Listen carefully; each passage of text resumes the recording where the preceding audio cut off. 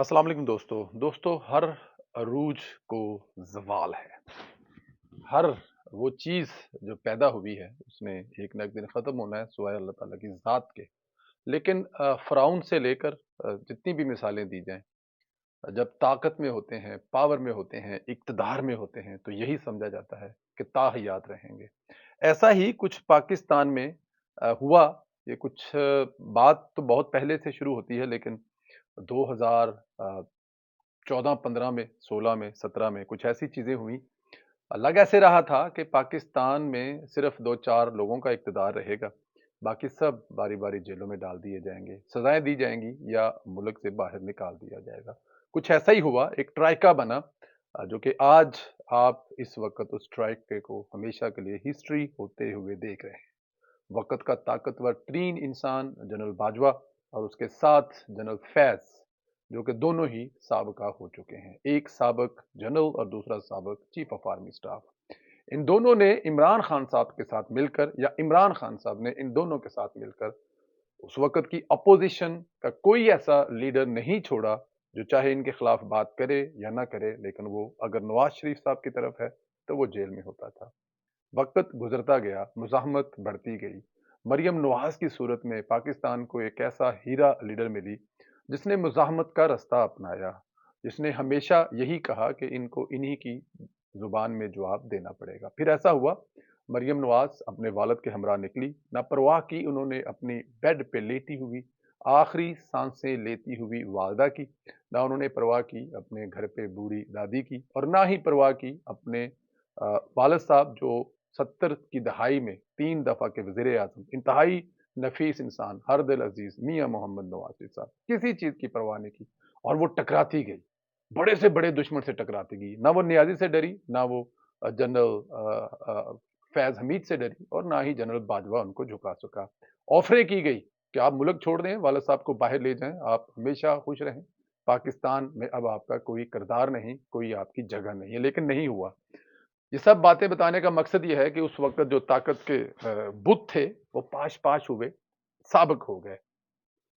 शायद अभी भी साबिक ना होते अगर ये हिम्मत ना की जाती। नवाज़ शरीफ साहब और मरियम नवाज़ साहिबा अगर कुर्बानियों की एक लाजवाब दास्तान अपने पीछे छोड़े हैं, तो आज पाकिस्तान इन ताकतों से आज़ाद हुआ है। पाकिस्तान का ताकतवर अदारा और उसका सरबराह तरले मिन्नत करता हुआ अपने घर चला गया है। ये कहता हुआ कि हाँ, मैं मानता हूँ कि हमारे अदारे से गलतियाँ हुई और उन गलतियों की वजह से आज मुल्क यहाँ पर बैठा हुआ है। किसी हद तक वो ये भी माने कि एक फितना जो उन्होंने पाकिस्तान में खड़ा किया, उस फितने ने इस पाकिस्तान को इतना नुकसान पहुँचाया है कि शायद आने वाले सियासतदान इसको साफ करते-करते पता नहीं कितना टाइम लगा देंगे। ठीक है, जनरल साहब घर चले गए, साबिक हो गए, अल्लाह ताला की ज़ात उनको खुश रखे, अल्लाह ताला की ज़ात हम उनके बारे में कोई ऐसी बात तो नहीं कर रहे, लेकिन जाते-जाते अपने दोस्त को बचा गए। दोस्त को इस तरह बचा गए कि अगर जनरल फैज़ साहब रहते तो शायद महकमे में उनके खिलाफ क्या होता, बहुत सारी चीज़ें खुलती, बहुत सारे मसाइल होते। रिज़ाइन करवा के अपने साथ ही उनको भी इज़्ज़त से ले गए। और ये जो कहा जा रहा है कि वो इस्तीफ़ा दे रहे थे या उन्होंने इस्तीफ़ा दिया है, तो ऐसा बिल्कुल भी नहीं है, हरगिज़ भी नहीं है। उनको बाकायदा तौर पे निकाला गया है, इस्तीफ़ा ले लिया गया है और वो साय से जिसे कहते हैं ना अ, सेफ साइड वो करके 9-2-11 हो गए हैं।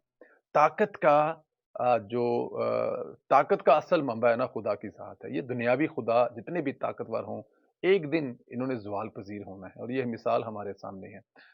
बल्कि मैं इसमें कहूँगा कि अगर मरियम नवाज़ और नवाज़ शरीफ साहब हिम्मत और हौसला ना दिखाते तो आज जनरल फैज़ साहब चीफ ऑफ आर्मी स्टाफ का ओहदा उठा रहे होते और अपोज़िशन या जेलों में होती या मुल्कों से बाहर होती और इमरान खान साहब इनके साथ मिलकर अगले 10 साल हुक्मरानी करने के ख्वाब देख रहे होते। लेकिन ये हिम्मत बाप और बेटी का था जिन्होंने अपनी तमाम तर मज़ाहमत की और आज हमने ये देखा कि सारे बारी-बारी इमरान खान साहब गलियों में खजल खराब हो रहे हैं, अपनी टूटी हुई टांग को लोगों को दिखाकर हमदर्दियां समेट रहे हैं। जनरल साहब अपने अपने घर में चले जाएंगे। कल वो जब उठेंगे तो वो ताकतवर तरीन इंसान नहीं होंगे, बल्कि एक साबिक जो फौजी जनरल हो चुके होंगे।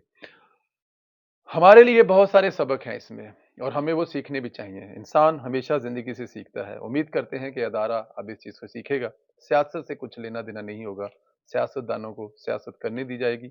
उनको पेट्रोल सस्ता करने दिया जाएगा, उनको बिजली सस्ती करने दी जाएगी, उनको अवाम कि जो बुनियादी ज़रूरतें हैं, हकूक़ हैं, वो पूरे करने की पूरी कोशिश की करनी दी जाएगी।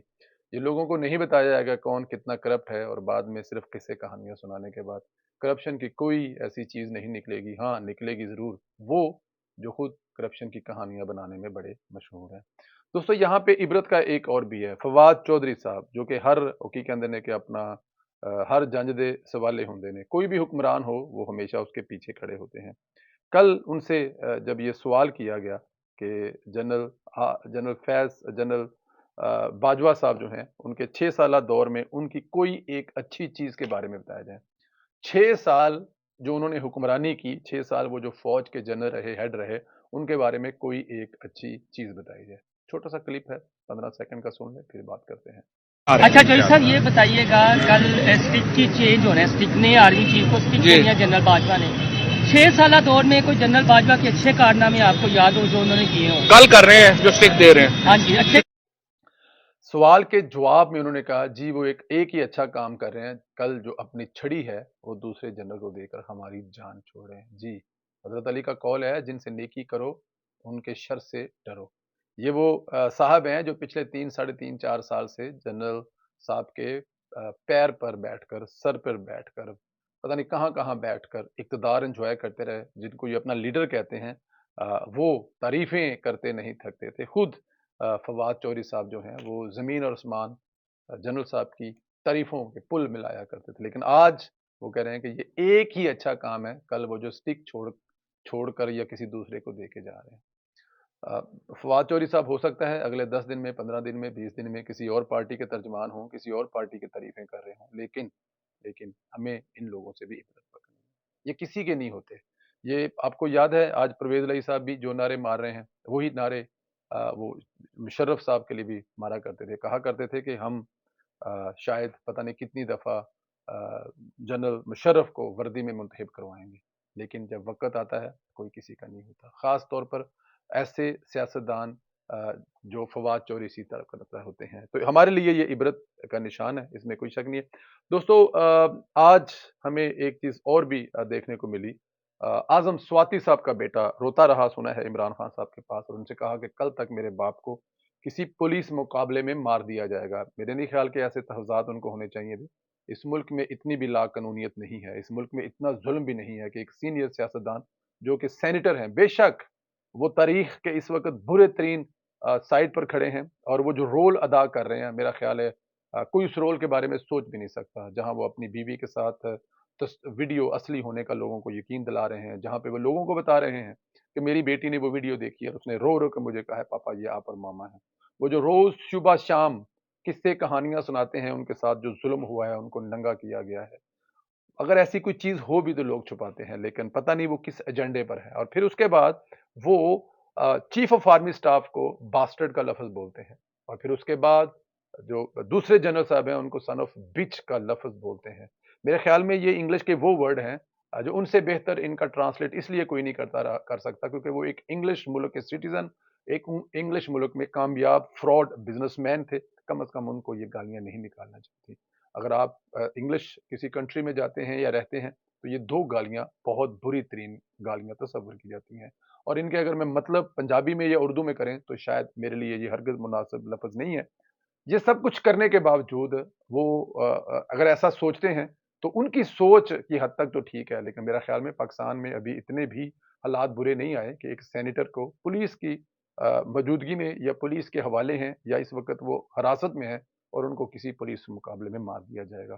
पहले स्वाति साहब खुद सुबह शाम लोगों की हमदर्दियां और इमरान खान की नज़र में हीरो बनने की कोशिश कर रहे थे, और अभी उनका बेटा अपने बाप के नक्शे कदम पर चलते हुए पाकिस्तान के अदारों पर, पाकिस्तान के अदालतों पर ये इल्ज़ाम लगा रहा है कि उनको मार दिया जाएगा, उनकी हिफाजत की जाएगी। मेरे ख्याल में आज़म स्वाति साहब जो हैं उनको चाहिए कि अब बस कर दें।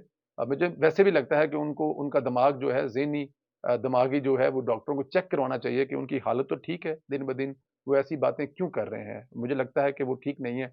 इमरान खान साहब के बहुत करीब होने में, और सुना है अपोजिशन में सेनेट के लीडर बनने के लिए वो ये सब कुछ कर रहे हैं। उनकी ख्वाहिश कुछ और है, कुछ और बड़ा ओहदा और रुतबा पाना चाहते हैं, इसलिए वो इस हद तक गिर रहे हैं कि अपनी फैमिली के बारे में इस किस्म के अल्फाज इस्तेमाल करते हैं जो कि कर रहे हैं, जो कि आम इंसान नहीं कर सकता। آنے والے دنوں میں دو چار ایسی چیزیں ہیں جو آپ کے سامنے رکھیں گے، بہت اہم ہے، لیکن اس کے لیے ہم آپ کو بتا رہے ہیں کہ تھوڑا سا انتظار کرنا پڑے گا۔ اصل کہانی ہوئی کیا ہے پچھلے 15-20 دن میں، 2 مہینوں میں، سنائیں گے نواز شریف اور مریم نواز کے بھی کچھ قصے کہانیاں کہ کس حد تک کیوں اتنے وہ مطمئن تھے کہ 2 دن پہلے یا 3 دن پہلے وہ چھٹیاں گزارنے نکل گئے جب پورا پاکستان ایک بہت بڑے کرب میں مبتلا تھا کہ 29 تاریخ کو کیا ہوگا۔ صدر عارف علوی جو ہے وہ اس سمری پر سگنیچر کر دے گا، کیا ادارے کی طرف سے عاصم منیر صاحب کا نام آئے گا، شباز شریف صاحب اتنی ہمت اور حوصلہ کر سکیں گے، بہت ساری باتیں ہیں، لیکن انشاءاللہ تعالیٰ اگلے کسی ویلاگ میں آپ کو بتائیں گے۔ اپنا خیال رکھیں، اجازت دیں، خدا حافظ۔